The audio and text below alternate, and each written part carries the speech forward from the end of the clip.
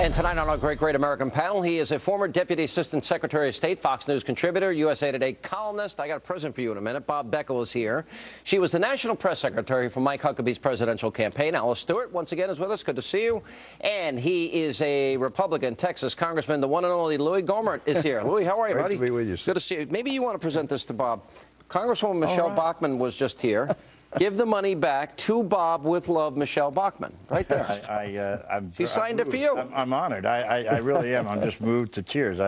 Thank you, Michelle. So in the process of that 3,000-page bill, they don't tell everybody that they funded it for the next 8 years, and they suckered the American people because we had to pass the bill before we found out what's in it, right, Louis? That's it. Congressman? Yeah. Actually, I went through most of it, but I was not looking at the numbers, did not realize it had been appropriated in that bill. It's incredible. Well, I'll tell you what, speaking with her backstage, she is fired up about it. And I think the more she gets fired up, she's going to energize people across this country. This kind of thing should not happen. And what we need to be doing is looking at how Obamacare was funded and get rid of it. And we also need to be looking at what the president is doing about the budget. And he's not doing anything about the outrageous expenditures look, the on bottom line is Republicans you have the power in the House to stop this, don't you? We have the power to stop it, but this requires House and Senate to rescind it. Okay. Again, a president to sign it. But they need money to run the government. Do you think that the leadership will join with Michelle and shut down the government? Well,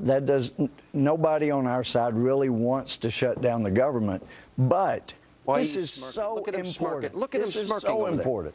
I mean, well, I'll tell you what, $105 billion, you're going to get more government than you ever dreamed of. Hey, Louis, you did not fall off the turnip truck last night, neither did you, and neither did you.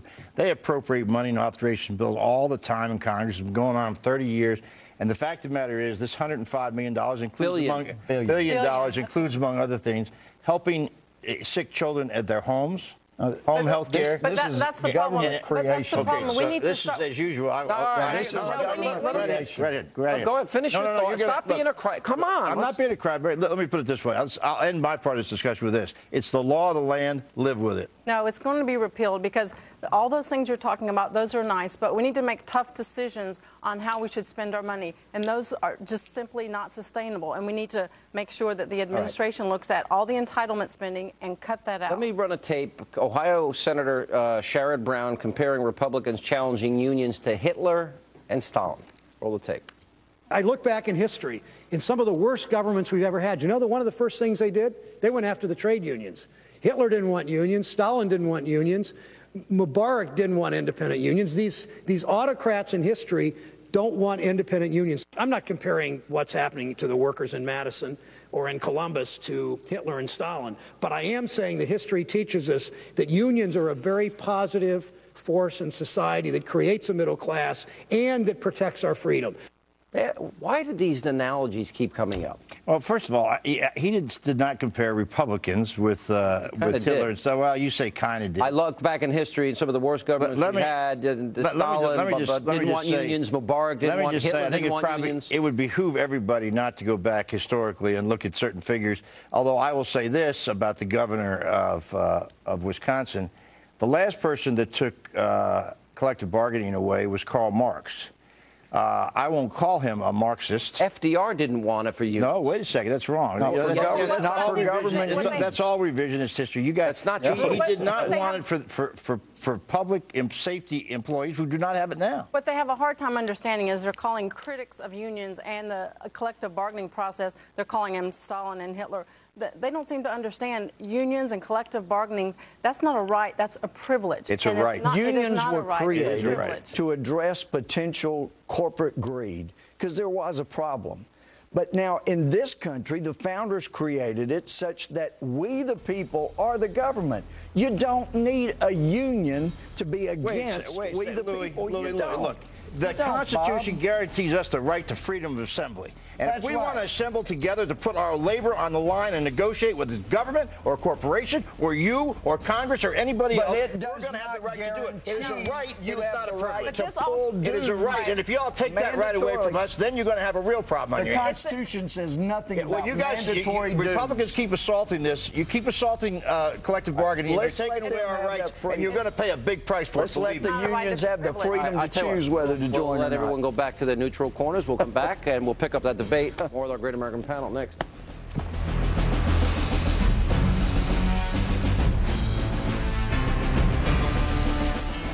And we continue now with our Great American Panel. Sherrod Brown did compare Republicans to Hitler. And let me read it to you, Bob, because this is not a small thing. They went after the trade unions. I look back in history and some of the worst governments we've ever had. You know, the first things they did, Hitler didn't want unions. Stalin didn't want unions. Mubarak didn't want unions. Well, who's he talking about, Bob? He's talking about Republican. He's talking about Scott Walker, John Kasich, and he's comparing them to Hitler. By the way, I talked to John Kasich for an hour on Sunday. He called me at home to talk about this union thing. He must be really bored on the weekend. Let me put it this way, or he could have called you. Yeah. It would have been a much shorter conversation. I understand where they're coming from. I understand that there's a lot of unfunded mandates out there, and they're stuck with a lot of problems. $8 billion shortfall. But let us also keep in mind that these were signed by politicians, Democrats and Republicans. The state of Texas has a lot of... the Defense of Marriage Act. Where both people signed it, the state of Texas signed it, and we, with this administration, I'm talking, wait a minute. You know, you've got teacher pensions in Texas that are huge on down the road, and those were signed by a lot of Republicans in the state of Texas. Now, so we look, put money in real all of a accounts sudden we're blaming unions for things that public officials had the opportunity to say no. And that's what they're doing now. Well, fine. If they're saying it now, they're negotiating now. But they didn't then. You can't just go back and say, now that we've given you this, we're going to take it away from you. Louis had the greatest defense to you. Here, by supermajorities in the House and Senate, Defense of Marriage Act passed. Bill Clinton threw it into law. Eric Holder, the president, say they're not going to defend the law of the land. He's acting like, you know, judge, the executive, the legislative, and the judicial branch. And when you come back, though, to the Constitution does, as you so aptly said, guarantee a freedom of assembly. It does not guarantee anywhere in there that you can suck money out of union workers' pay and have that as your own to spend on politics that you want. And the key with what the governor was doing there was trying to make sure that these public employees unions, they could decide whether or not they wanted to be a part of a union without the fear of losing their job. They have no right to ask anybody whether they want to be a member of a union or not. It is a right. It is not a privilege. I go back to the Defense of Marriage Act. I know of, there's not a Republican administration that I know of that would go into court to defend the Fair Labor Practices Act. That has been, every president does not send his Justice Department in to defend acts that they don't particularly like. There's no law that says they have to do it.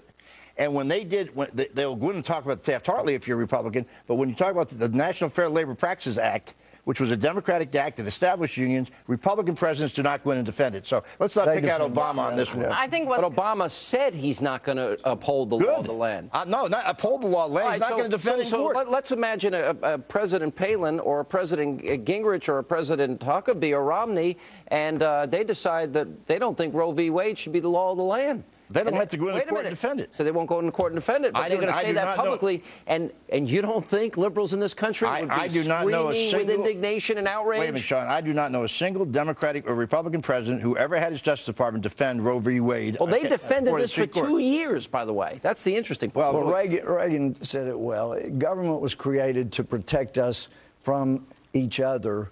Where it's gone wrong is when it started protecting us from ourselves. Well, Louis, we don't need that. We need the freedom to choose. Let's talk about, you raised an issue. Let's talk about it if we could for a second.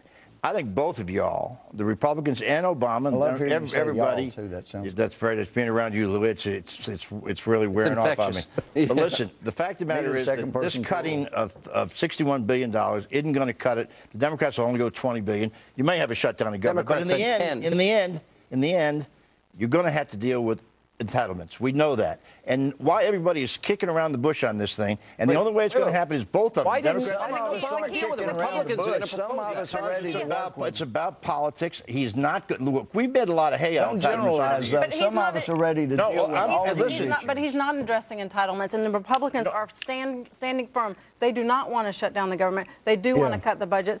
And the Obama deal with entitlements.